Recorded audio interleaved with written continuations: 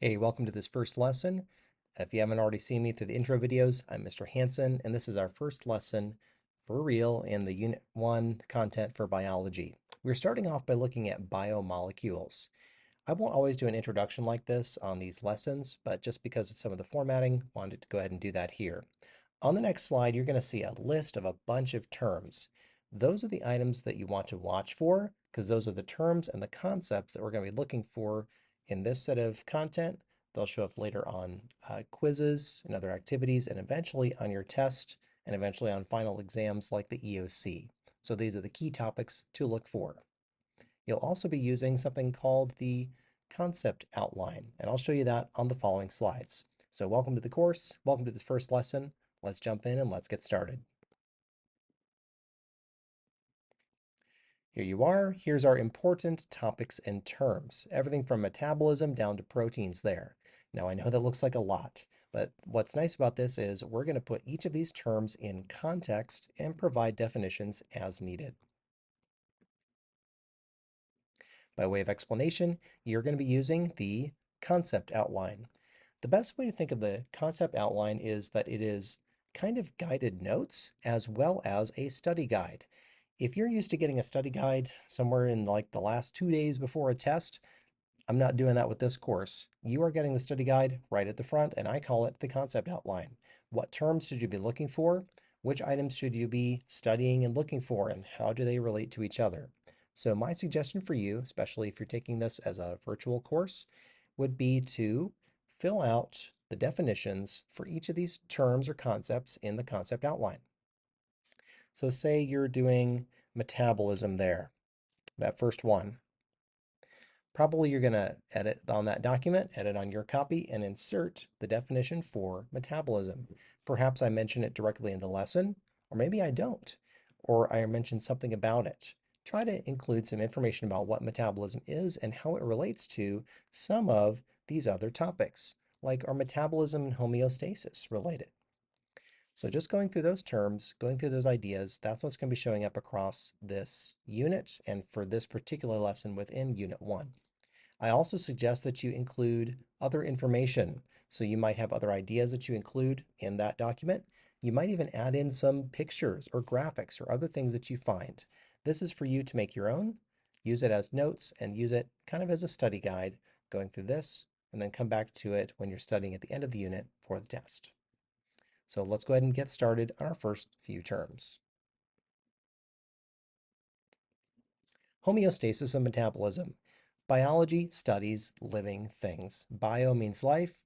Logi would be the study of, so the study of living things. As we're looking at living things, it's important to realize that these are kind of like little machines. They are operating, they are trying to maintain themselves, they can self-repair, they can reproduce, they can uh, synthesize new substances, they can process energy. All of these are properties of living things. And when we look at cells, especially, we're going to look right down at the mechanics and the biochemistry of what's inside. So our first term here is homeostasis. This is any of those self-regulating processes where living systems tend to maintain stability to survive. How are they going to maintain that stability? Well, they're going to have to do this little thing down below called metabolism. They're going to operate through different chemical reactions to release chemical energy and also synthesize, make new organic materials for vital processes. The second, so later on in this unit of study, you'll see things about cell energy. Right now, we're kind of looking at cell materials. What are those organic materials that are mentioned? Well, let's jump in on that on the next slide, and hopefully it doesn't make you too hungry. Okay, when I was growing up, nutritionists often referred to the food pyramid. Well, the food pyramid had some issues and it's been reworked, and now we have what's called My Plate from myplate.gov. The United States Department of Agriculture has suggested that if you're putting food on your plate, when you're serving yourself or you're making a meal, this is about the area of the plate that should be covered by the various things. So all our vegetables. Apparently that's supposed to be a little more than a quarter of our plate. Protein, maybe a little bit less than a quarter of your plate. Things like meat, things like eggs, possibly lentils, beans, stuff like that. That's all going into the protein section. Other grains, bread, starchy stuff, that can land in there as well. You've got your dairy, your cheese, maybe some off to the side stuff there. You've got some, I don't know, ice cream, yogurt, glass of milk. Dairy's there, it's nearby, it's off to the side. And then all the fruit down in that corner. Well, obviously, some things on here are delicious. You may like some, you may not like others, but the idea is you need all these different resources coming into your body at the cellular level. So you may have heard some terms pushed around like carbs or you need some protein. Well, this first section of biology takes us right in to see what those substances are and chemically why we need them. So you'll see the actual biology of this here, and you may get a bit of an idea of how this actually functions in human nutrition. So let's jump right in. Let's see, why do you have to eat? There is a scientific reason for that. The scientific reason is you are made of atoms. And there are many different elements, 118 on the periodic table, but we're mostly concerned with these five. You've got stuff like carbon and oxygen. Those are some of the big ones there. Hydrogen, phosphorus, nitrogen. These are all different items that are considered non-metals on the periodic table. Now, don't get scared. This is not a chemistry class, but just a little bit of chemistry is necessary to understand what's going on at the cellular level. Why do you need these substances in your body? We're going to break down some different major molecules that are in your body, but just realizing to understand all those molecules that we're going to see, they're made of kind of the same few parts. Stuff like carbon, stuff like oxygen, hydrogen, phosphorus, and nitrogen. Carbon, oxygen, and hydrogen, those are the big ones. So let's go look at some molecules and see what they have to do with food. You might recognize some of these items from that My Plate slide, and we're going to start up here right in the top left corner. Bread, bananas, potatoes, and sugary things. You probably know that those types of things are carbs, or carbohydrates is the full term there. Carbohydrates are made out of things like carbon and hydrogen and oxygen. And you'll probably see carbon and hydrogen and oxygen on some of these other items as well. Down the bottom left corner, we've got our lipids. Perhaps not a word you're used to hearing quite as much, but you've probably heard some different things that are lipids, like fat or oil. Cheese is a good example of some fats.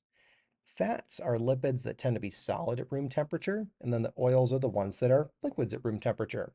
But in both cases, they're often a molecule called a triglyceride. You might notice how this molecule has three large sections. This is an example of a lipid in triglyceride form. But again, a lot of the same materials in here. We've got carbon, we've got hydrogen, we've got oxygen, and you might find some other elements there as well. Bottom right corner here, we've got some protein. Technically, I'm just showing you one little piece of a protein called an amino acid, but it's enough here for you to see that it's got the hydrogen, it's got the oxygen, and it's got some nitrogen in here too. You might be hard pressed to find some of the carbon in these molecules, and because carbon is in here so often, chemists just kind of got tired of drawing it. Anytime in any of these little structures where you see an end or a bend, so like right here, that's a spot where there's a carbon. We just haven't bothered to write it. So there's carbon here, carbon here, carbon here, carbon here. Lots of carbons on these other molecules. If there's an intersection, if there's an end or a bend where there's nothing labeled, we just understand in the scientific community that there's carbon there. All right, carbs, lipids, proteins. Those are your big three molecules in living systems as far as energy and structure, but there is one more, and it doesn't necessarily count for nutrition, but boy, is it important. You've got your little clue off to the side here. You're seeing some DNA. What DNA represents here for us is this larger class called nucleic acids.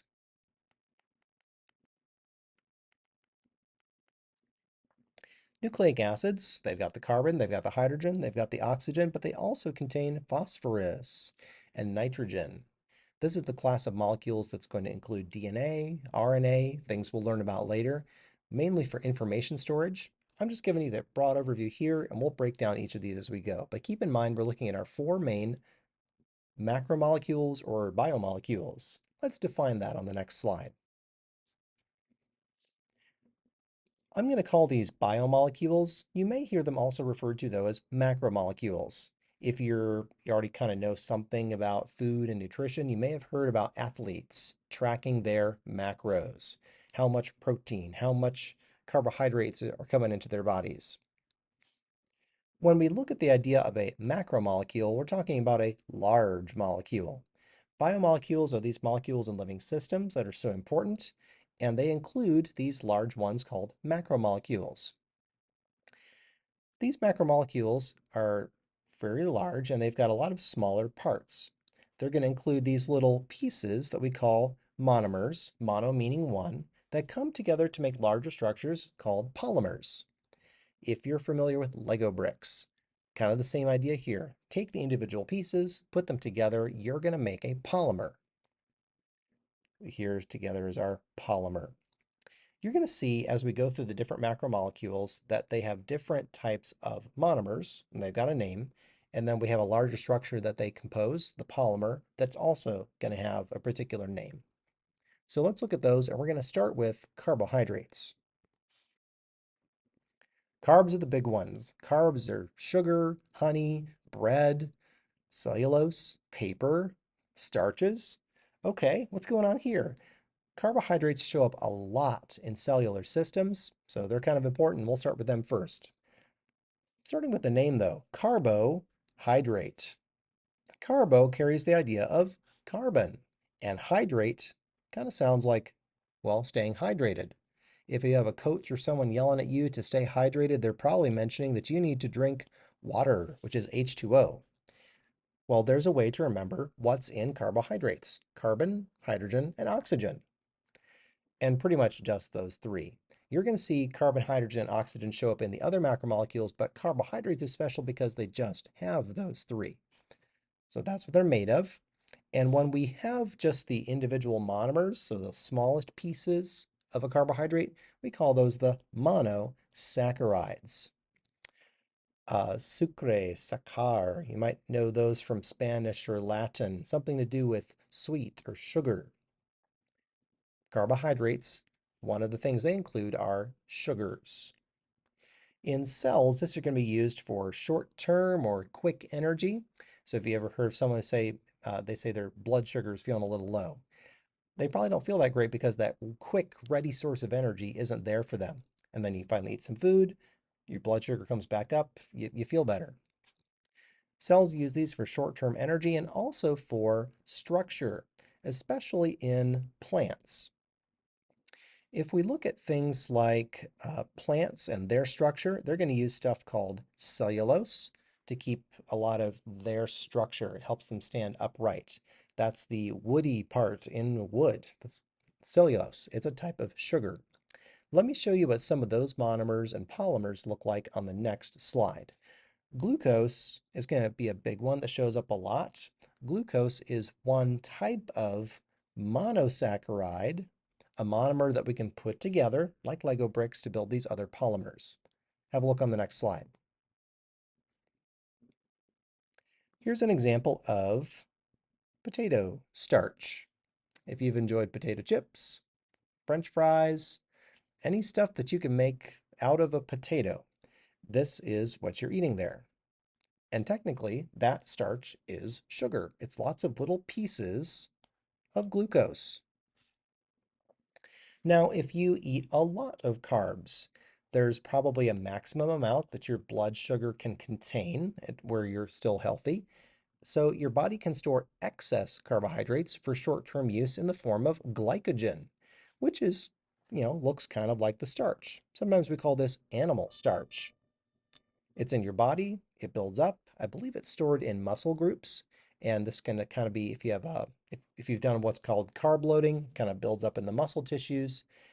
Sometimes athletes will carb load before an event. So say they're doing CrossFit or a triathlon, or they have a marathon coming up.